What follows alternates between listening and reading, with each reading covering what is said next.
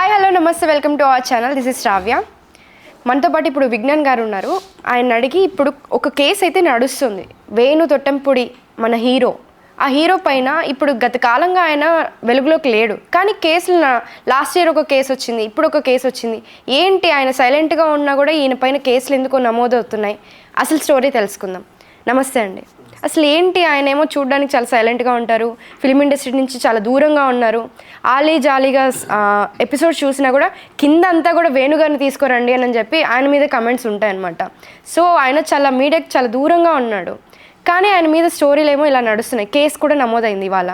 ఏమంటారు దాని గురించి? అప్పుడప్పుడు కొంతమంది హీరోస్ మనకు చాలా కాలం క్రితం కనపడి సడన్గా కనపడడం మానేస్తే మళ్ళీ ఎప్పుడో ఒకప్పుడు లైమ్ లైట్లోకి ఏదో వార్తతో వస్తే మనం అయ్యో ఈయన అది కదా అంటాం. అలా బాగా వెలిగి వెళ్ళిపోయిన హీరో మన అబ్బాస్.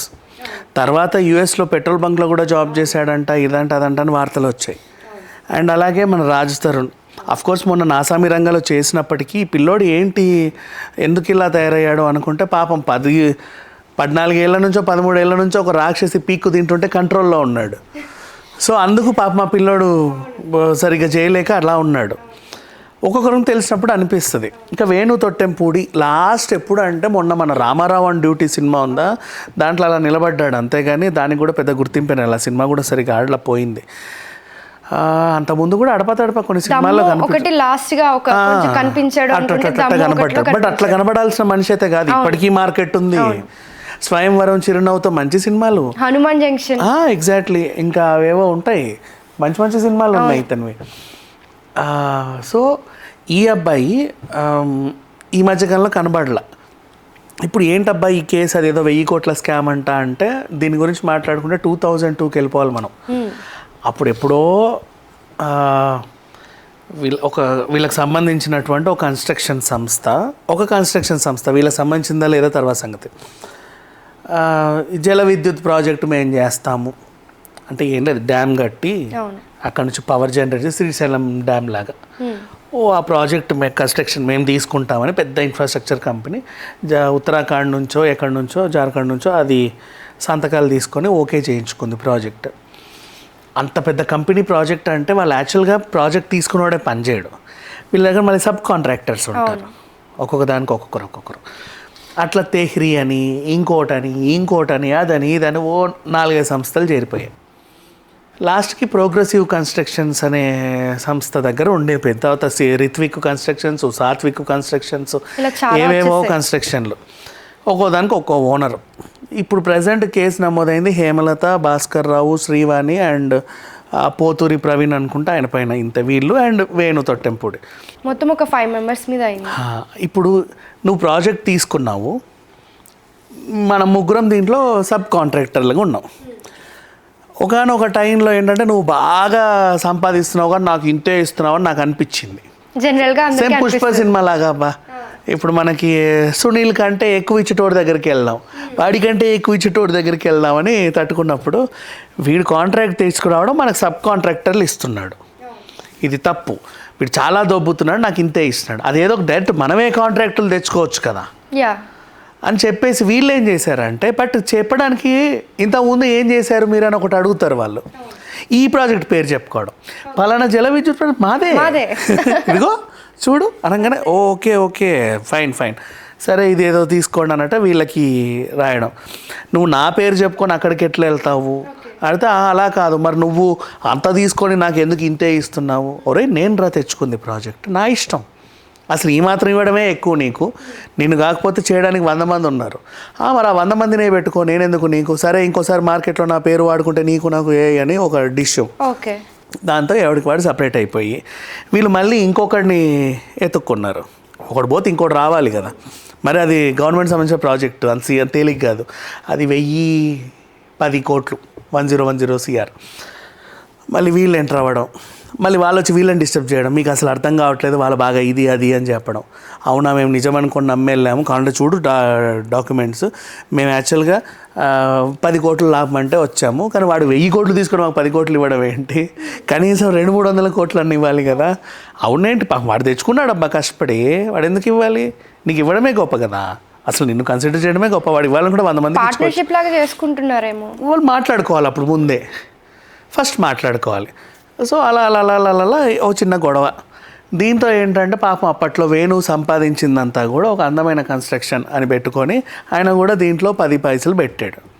ఇప్పుడు కేసు కాస్త అటై ఇటై ఆ రిత్విక్ పోయే, సాత్విక్ పోయే, వీళ్ళు పోయే, వాళ్ళ అందరూ పోయిన తర్వాత లాస్ట్కి మెయిన్ ఎవరైతే తీసుకున్నారో వాళ్ళు మాత్రం మిగిలి ఉండి ఇప్పుడు వీళ్ళు వచ్చి అడిగితే ఏమయ్యా బాబు ప్రాజెక్ట్ నీకు అప్పుడు ఎప్పుడో ఇచ్చిన 2002, 2012 పోయే, 2022 పోయింది, 2024 వచ్చింది.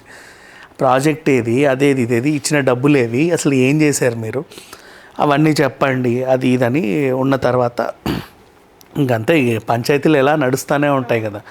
ఇప్పుడు అది కొలిక్కి వచ్చేసరికి 5 మీద కేసులు నమోదు అయిపోయాయి. అందులో భాగంగా పాపం ఈయన కూడా వెళ్ళాడు. అంతే తప్పితే వేణు ఇక్కడ ఏం పెద్ద క్రిమినల్ కాదు, ఆయన ఏం పెద్ద క్రైము చేయలేదు, ఏదో స్కాము చేయలేదు, ఎవరిని దోచుకోలేదు. ఇవి తరచుగా ప్రతి పెద్ద పెద్ద కంపెనీస్లో వచ్చే గొడవలే, పార్ట్నర్షిప్ గొడవలు.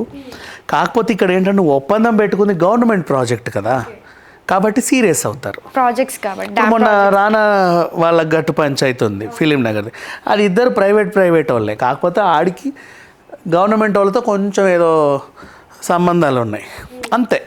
కానీ ఇక్కడ నువ్వు పెట్టుకుందే డైరెక్ట్ గవర్నమెంట్ కాంట్రాక్ట్, నీకు ఇచ్చింది నమ్మి, నువ్వేమో వాళ్ళకి సమాధానం చెప్పట్లే. అడిగినప్పుడల్లా అదండి ఇదండి అదండి నెట్టుకొస్తున్నావు. ఇక అది కుదరదు పని.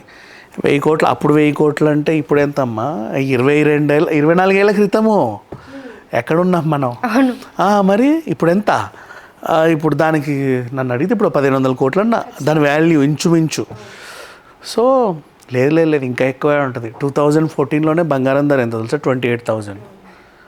ఇప్పుడు లక్ష, డబుల్ ట్రిపుల్ అయిపోయి ఉంటుంది. మరి అది 2014, అది ఇంకెప్పుడు 2002. చాలా చాలా వాల్యూ అయితే పెరిగింది, అదైతే ఒప్పుకొని తీరాలి. ఇప్పుడు ఏం కావాలని వాళ్ళు కేసు పెట్టడం వల్ల ఏంటి లాభం వాళ్ళకి? ఇప్పుడు గవర్నమెంట్ నీకు ప్రాజెక్ట్ అప్పచెప్పింది, నువ్వన్నా చేయలేదు, ఇంకోడన్నా చేయాలి. పాపం వాళ్ళు సంతకాలు పెట్టి అక్కడ ఎక్కడి నుంచో మినిస్టర్ల దగ్గర నుంచి వస్తుంది ఒక పెద్ద ప్రాజెక్ట్ ఎవరికైనా ఇవ్వాలంటే, అది ఇక్కడ డిస్టర్బ్ అయిపోయింది. అందరు తలకాయలు వాళ్ళ పరువేడ పెట్టుకుంటే ఇంకా అప్పుడు ఉన్నోళ్ళు ఇప్పుడు ఉన్నారో లేదో కూడా తెలియదు, ఏ పదవులు ఉన్నారో తెలియదు. సో ఆ కేసు ఇప్పుడైతే నడుస్తుంది. వీళ్ళు సమాధానాలు చెప్పుకోవాలే, ఇంకొన్నాళ్ళు సాగుద్ది. బట్ మెయిన్ ఎవరైతే ఆ 1010 కోట్ల ప్రాజెక్ట్ తీసుకున్నాడో మళ్ళీ 1010 కోట్లు ఇవ్వాలి. నీకు ఇక్కడ విషయం చెప్పనా, వీళ్ళే బెనిఫిట్, ఎప్పటికీ తీరుతుంది, వీళ్ళే బెనిఫిట్. నువ్వు 1010 కోట్లు ఇచ్చి 24 ఏళ్ళు అయింది, దాన్ని ఇప్పుడు వాడు మళ్ళీ 1010 కోట్లు చేసుకొని నీ 1010 కోట్లు నీకు ఇచ్చేయచ్చు. ఓకే, పెద్ద విషయం కాదు సీరియస్. ఇన్ని రోజులు 24 ఇయర్స్ అని సంపాదించుకోవడం, ఎన్ని రొటేషన్లు చేస్తే. బిజినెస్ మ్యాన్ అయితే, పర్ఫెక్ట్ బిజినెస్ మ్యాన్ అయితే దాన్ని తిప్పి అడి తిప్పి ఏదో చేసి నిజంగా లేదంటే బ్యాక్గ్రౌండ్ అని కాదు. ఇప్పుడు ఫర్ ఎగ్జాంపుల్ నువ్వే ఉన్నావు, నీకు మంచి పెద్ద ఈవెంట్ మేనేజ్మెంట్ కంపెనీ ఉంది, పెద్ద ఈవెంట్ వచ్చింది, చిరంజీవి గారి పెళ్ళి వచ్చింది, నీకు పెద్ద పెళ్ళి. దాన్ని నువ్వు హ్యాండిల్ చేయలేక ఏం చేసావు, నాకు డెకరేషన్ ఇచ్చావు, నా ఫ్రెండ్కి క్యాటరింగ్ ఇచ్చావు, ఇంకో ఫ్రెండ్కి ఇంకోటి, మనందరం కలిసి చెయ్యాలి. నువ్వు చిరంజీవి గారి దగ్గర ఎంత తీసుకున్నావు, 1 కోటి రూపాయలు తీసుకున్నావు. వీళ్ళకి కొంచెం మాకు మాత్రం ఏం చేస్తున్నావు అంటే 1 లక్ష, 2 లక్షలు, 3 లక్షలు, 30,000, 40,000 ఇచ్చుకుంటూ వచ్చాం. సో ఓ రోజు తెలిసింది నీకు చెక్ ఇచ్చేటప్పుడు, లేకపోతే మీ వాళ్ళందరినీ విలువ కలిసి మాట్లాడు, ఇప్పుడు 1 కోటి రూపాయలు డీల్ ఇది, జాగ్రత్తగా పనిచేయండి అని అంటే మనందరూ ఇట్లా చూస్తూ ఉంటాం, ఇది ఇలా చేసిందా అని. అక్కడ గొడవ వస్తుంది. అది అన్ని ఇండస్ట్రీలో ఉండేదే, అందరి దగ్గర ఉండేదే, ఇక్కడ ఉండింది. అంత గొప్పలా అంత ఇదంటే ఉండలో ఉన్నంత పాప ఆయన సంపాదించుకున్నదంతా కన్స్ట్రక్షన్ కంపెనీలో ఇన్వెస్ట్ చేశాడు. ఇప్పుడు అది ఇలా అయింది అంతే. సో ఇది సాల్వ్ అయిపోతుంది అంటారు? అయ్యిద్ది, బట్ ఇక గవర్నమెంట్ ప్రాజెక్ట్ కదా, సీరియస్ గానే ఉంటది. మరి లాస్ట్ ఇయర్ కూడా ఇదే వచ్చింది కదా, ఇప్పుడు ఇదే కేసు మీద వచ్చింది, ఫైల్ చేస్తున్నారు. అంటే హియరింగ్ అవుతూనే ఉంటది. ఇప్పుడు ఫర్ ఎగ్జాంపుల్ ఎంతమంది జడ్జిలు మారుంటారు. అవును, అంటే అదే కేసు కదా, మళ్ళీ ఎందుకు లైమ్ లైట్ లోకి వచ్చింది ఆ టాపిక్ అనేది అర్థం కావట్లేదు. ఇప్పుడు మనకి ఈ రోజు ఎవరైనా అరెస్ట్ చేశారనుకో, వీళ్ళకి జడ్జిమెంట్ ఎప్పుడో వస్తుంది. ఇప్పుడు ఫన్ బకెట్ భార్గవ్ అప్పుడు మాట్లాడుకున్నాం, 2023లో 2022లో మాట్లాడుకున్నాం. మళ్ళీ ఎందుకు మాట్లాడంటే మన శిక్ష పడింది కూడా మాట్లాడాం. అలానే ఇప్పుడు పాపం వీళ్ళకి శిక్ష పడలేదులే, మళ్ళీ ఏదో హీరింగ్కి వచ్చినట్టుంది. లేదా వీళ్ళు అవతల పార్టీ వాళ్ళు ఇతన్ని బ్యాడ్ చేయడానికి ఏమైనా మళ్ళీ ఉండొచ్చు, అంతమించి ఇంకేం లేదు. పాత కేసే ఇది, ఇప్పటిది అదే పాత కేసే మళ్ళీ లైమ్ లైట్ లోకి వచ్చేసింది. ఓకే, దట్స్ ఇట్ అంటారు. థ్యాంక్ యూ అండి. Please do subscribe to Telugu Rajyam channel. Please do subscribe to Telugu Rajyam channel. Please do subscribe to Telugu Rajyam channel. Hi అండి, నేను మీ ఆర్పీని, నెల్లూరు పెద్దారెడ్డి చేపల పులుసు ఓనర్ని. మీరు తెలుగు రాజ్యం అనే ఈ యూట్యూబ్ ఛానల్ సబ్స్క్రైబ్ చేసుకుని మంచి మంచి వీడియోలతో వస్తారు. Thank you so much. Hi people, I'm Sonakshi Verma and you please watch Telugu Rajyam and please subscribe to the channel.